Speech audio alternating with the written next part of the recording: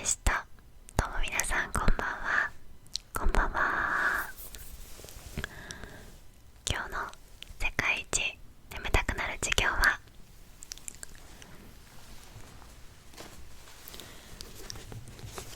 こちら。もし高校野球の女子マネージャーがトラッカーのマネジメントを読んだらという本をもとに、この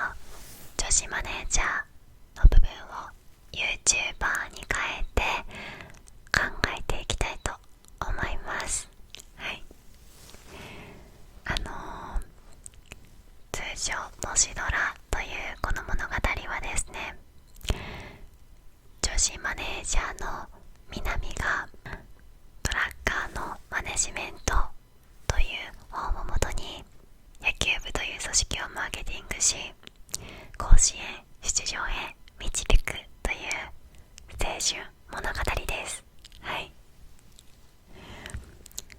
映画化もされてものすごく有名な物語なんですが、今まで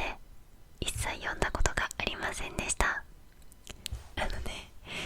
もしね、私が高校生の時にこれを読んでいたら影響されて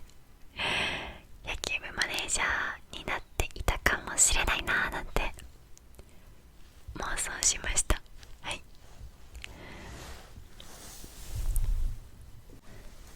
今回 YouTube チャンネルのマネジメントを考えていくのですが、なんせね、私はワンオペなので、このチャンネルだと置き換えづらいなと思いました。ということで、皆さん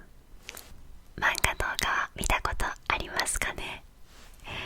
有名どころで言ったらフェルミ研究所さんとかですね。はい。でそんな感じの漫画動画で雑学や時事ネタ、日々のニュースなどを分かりやすく伝えるチャンネルを運営していくと考えます。マネージャー、イラストレーター、声優、脚本家、動画編集者、この組織をマネジメントしていくという設定で進めていきますね。はい。動画の流れはマネージャーの資質、顧客は誰か、人の強みを生かす、イノベーション、これらを主に見ていきたいと思います。それでは本日の世界一眠たくなる授業スタート。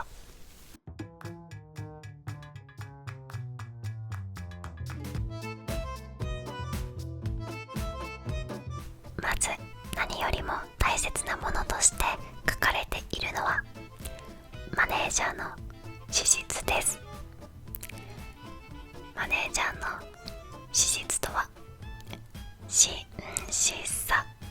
だそうです。はい。この真摯さとは正直さとか誠実さとか、本の中の言葉を借りると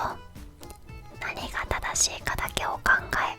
誰が正しいかを考えないということだそうです。いい表し方はたくさんあります。ただ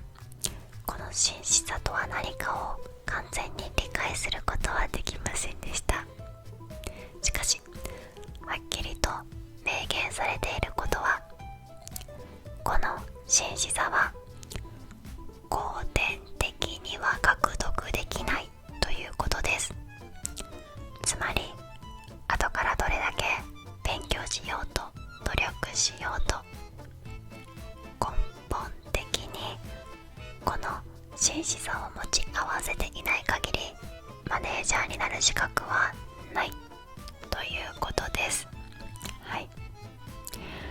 つまりですよ、世の中には2種類の人間しかいない。マネージャーかそれ以外かみたいな感じです。絶対に違います。とりあえず今回は皆さんがこの真摯さも持ち合わせていると仮定して、次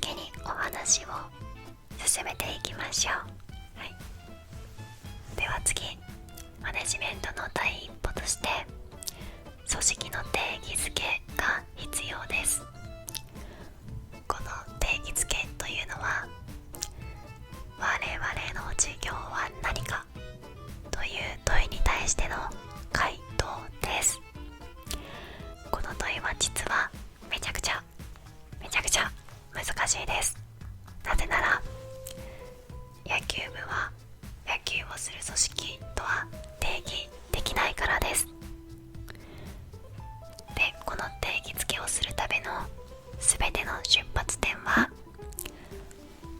顧客であるとトラッカーさんは言っております。顧客とは誰か、そして何を買うのかというのをまず考えていく必要があります。例えばこちらの本の中にはキャデラックという高級車ブランドの成功例が出されています。顧客は輸送手段として車を買っているのか、ステータスシンボルを買っているのかというのを考えました。結果、我々の競争相手はダイヤモンドやピンクのコードだ。顧客が購入するのは輸送手段ではなくステータスだと定義付けしたことで成長事業へと変身しました。はい、つまり YouTube チャンネルでも単に動画配信が事業の定義ではなさそうですね。難しいですね。とりあえずまずは顧客とは誰かというのを考えてみましょう。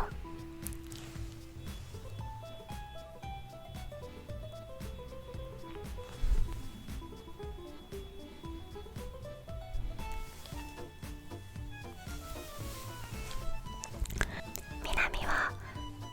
高校野球の顧客を誰と考えたのかを参考にしてみましょう。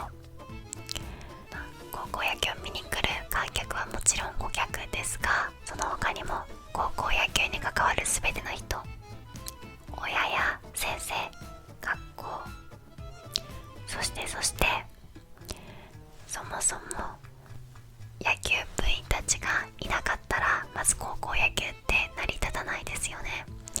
ということで野球部員をも顧客と定義しました。よって YouTube チャンネルの顧客は視聴者だけでなく、いずれ案件をくれるかもしれない企業様も、そして外部委託している声優、脚本家、動画編集者もみんな顧客とみなすことができるかもしれませんね。次に動画に求められているものは何なのかを考えていきましょう。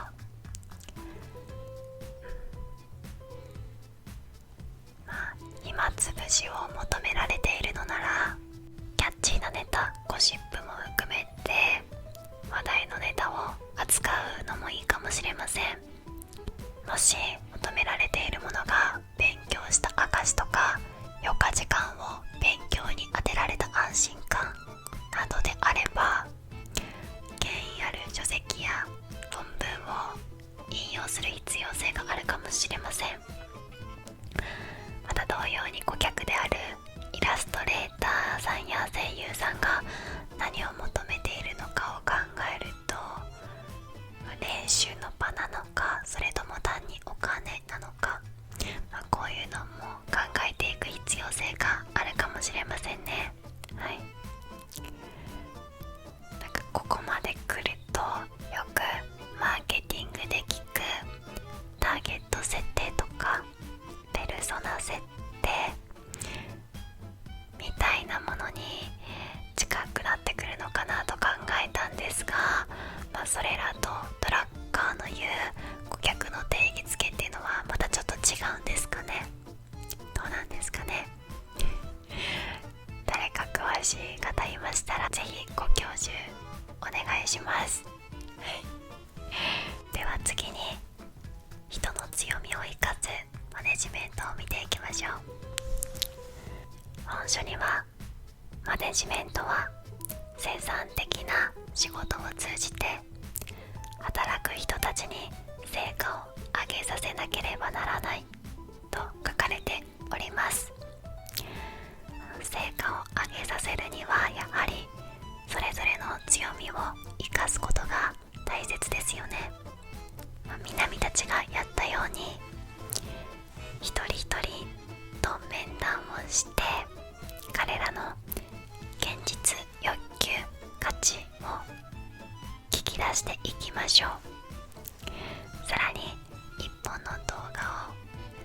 し終わったら都度必ずフィードバックもしていきます。はい、ちなみにこの野球部は当初たった4、5人くらいしか練習には来ておりませんでした。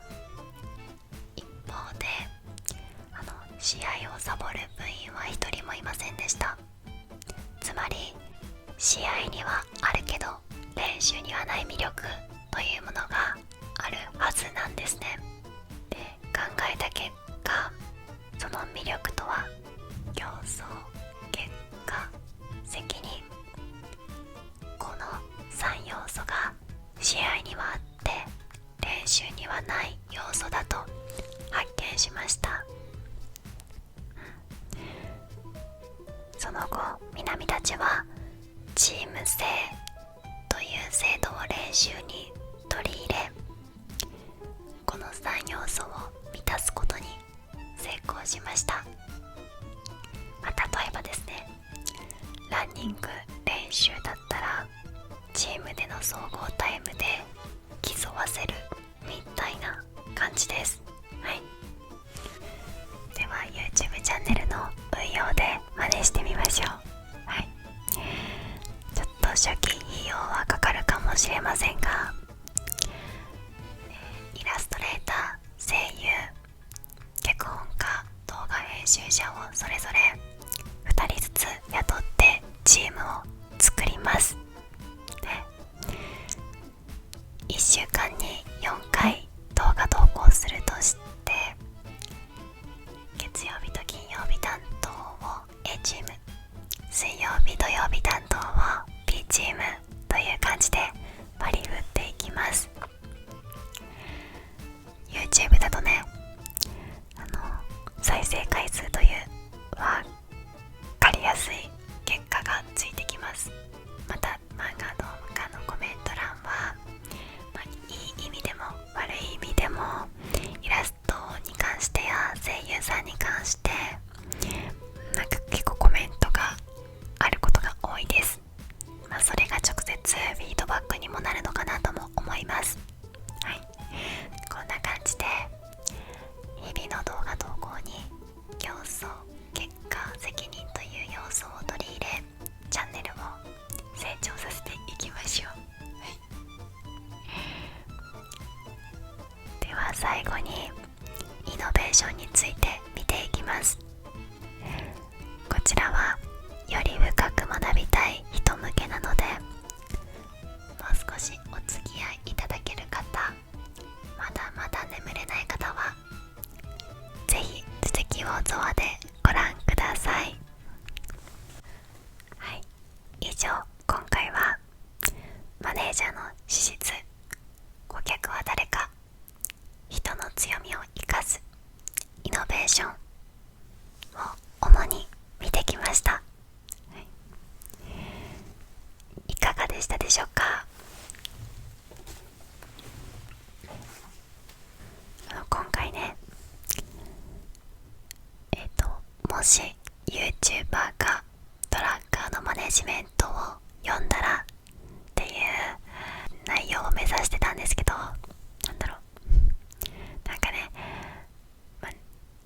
もし南の真似をしたらみたいな内容になっちゃったかもです。すいません、難しいですね。でも原稿を作っている時はめっちゃ楽しかったです。じゃあ最後に私の個人的に好きだなと思った言葉をご紹介したいと思います。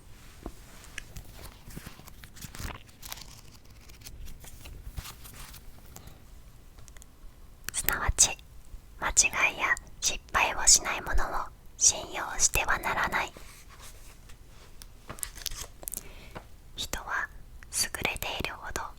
多くの間違いを犯す。優れているほど新しいことを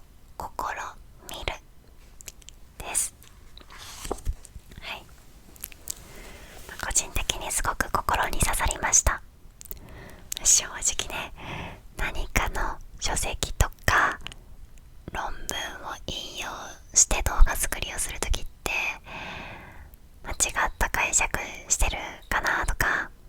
なんか変なこと言っちゃってないかなとか、すごく投稿するときに怖い時もあります。でもね、間違ってたら間違ったで、失敗したら失敗したで、それを真摯に受け止めて、これからも改善に向けて頑張っていきたいなと思いました。はい、